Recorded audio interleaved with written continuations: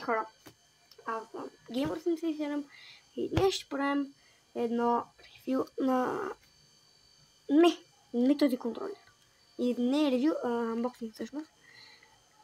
Но не на този контролер, а на нещо за този контролер, т.е. тази предпазваща, не знам, този да го наречем кейс за PlayStation 5 джойстика. Понеже вие сте гледали, предполагам, ревюто на втория джойстик.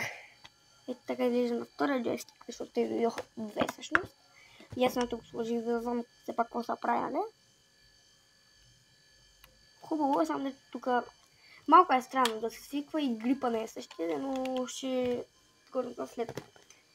Нека да го отваряме, няма нищо, никакви тикса, нищо, просто така. И сега просто махате тази опаковка ми е тази пластмаска и вадите това нещо, което е всъщност главният герой в цялата работа. Така че казвам, не знам много, защото не съм ги видял на тези какви са точно, но Turbo X и са от Гърция. Да. Не знам, за PSP са нали контролери и са от Гърция. Просто виждате за протектори за джойстици за PSP и би трябвало да видите. Така, нека да направим. Така. Ето тук съм взел един таблет, който има PlayStation Remote Play.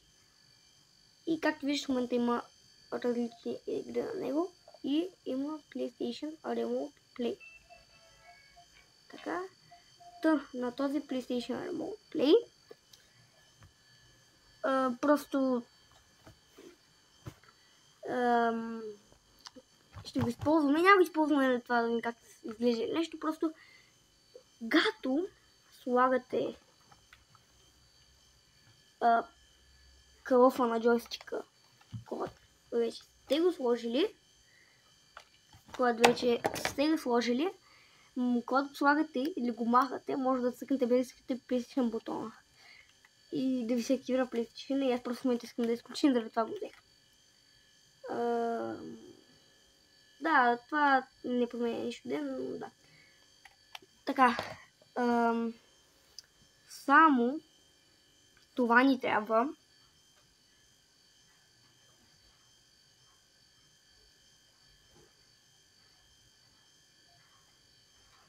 Така. Само това ни трябва. И тук имаме звуците от всички игри, деца тук на Remote Play. Така. Нека директно да го слагаме. По принцип, не мога да го покажа как го слагам. Аз просто отваряме двете и така го нанизам.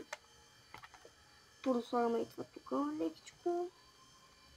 После другото отварям. Слагам го и тук и това.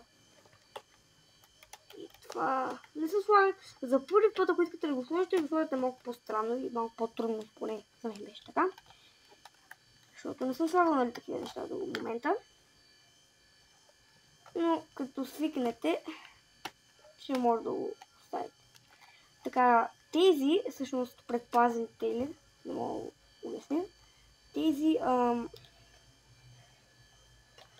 кълъфи едно за този PlayStation 5 контролер. Така свикате готово.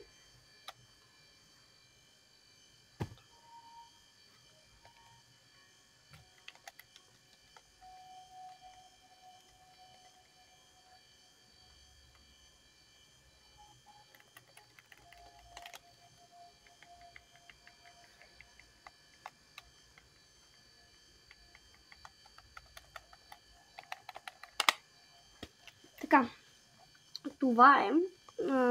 Така изглежда самия кейс.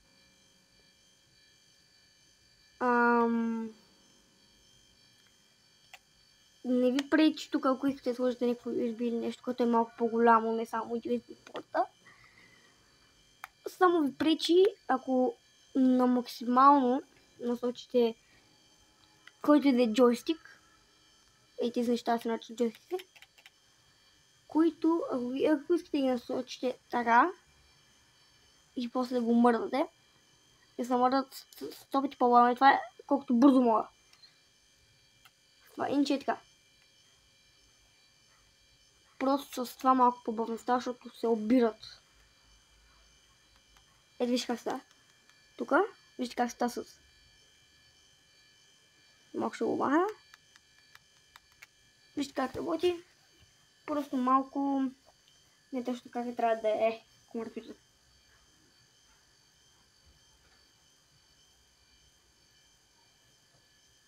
Така. Нека директно да видим дали там на опаковката.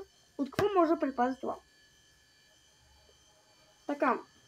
Първо, наистина, може да предпазва от капки. Не целият контролер, не портовете. Не всички портове. Добре си опазва от, ако сте мазни, например, което е много странно, да си отцапате контролера.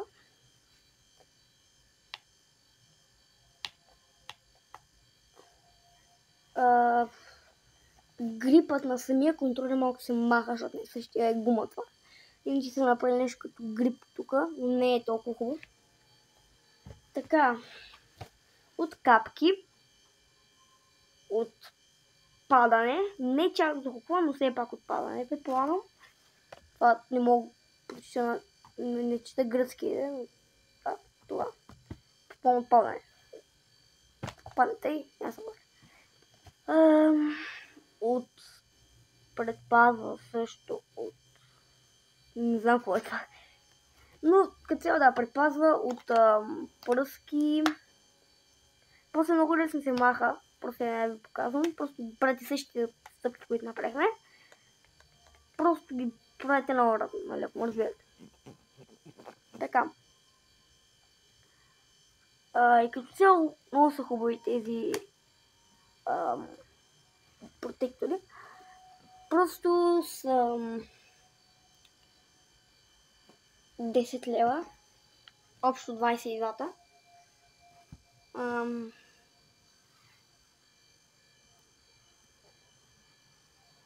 Общо са 22-та джойстика. Просто, нали, ако искате да си ги предпазите, да. Иначе чувството за игра и държане на обикновения контролер без предпазители е 100 пъти по-хубаво. Повярвайте ми. Иначе пак може да сложите слушалки, да ги зареждате така на докинг и някакви такива. Обаче, аз съм направил друго видео за една докинг станица, но най-вероятно това видео да го гледате, сега ще го кача първо. Ако това го гледате, след като сте видяли докинг станицата, където се държат и тия неща, когато е докинг станица на Venom, нали, ще знаете, че знаете тези неща. Иначе с докинг станицата просто пак по същия начин си пъхате и така се стои перфектно, пак се зареждат.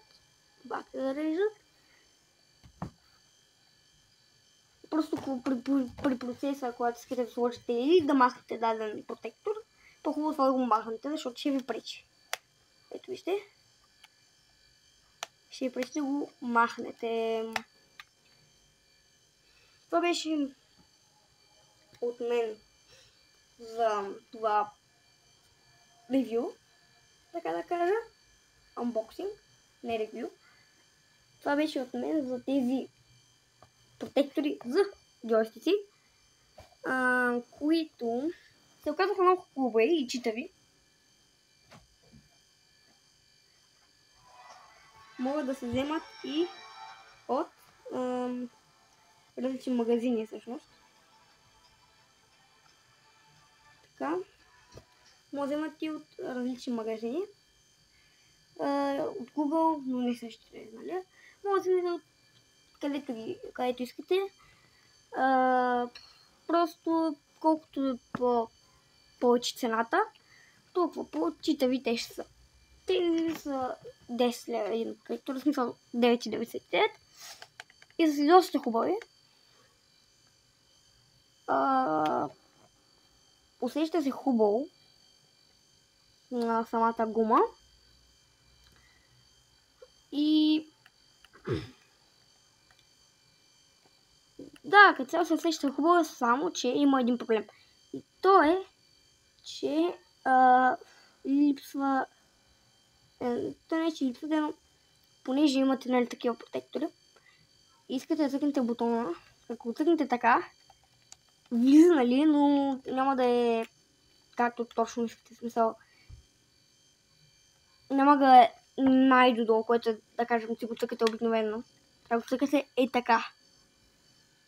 Така трябва да го цъкате. Така, да го натискате. Иначе аз искам по себе така. И не се усеща, да кажем, тук си казвате, като, нали, имате под повече време този джойстик, да кажем, и се използвате, нали, там за PlayStation 5-цата. И, нали, без да гледате, нали, когато играете, да кажем, просто си правите това и си казвате, нали, без да гледате, това е PlayStation бутон, това е за микрофона. Тези неща не се познават тук, само трябва да знаеш, даже това мисля, че е PlayStation бутона. Не съм сигурен. Това даже не ми е познато на микрофон бутона, че това е много странно. И да, това беше от мен. Без да си включих джойстика, пак да показах. Защото без да се късах бутона. И това беше от мен. Като цяло. Довиждане. Много хубави джойстици. И протектори. Довиждане.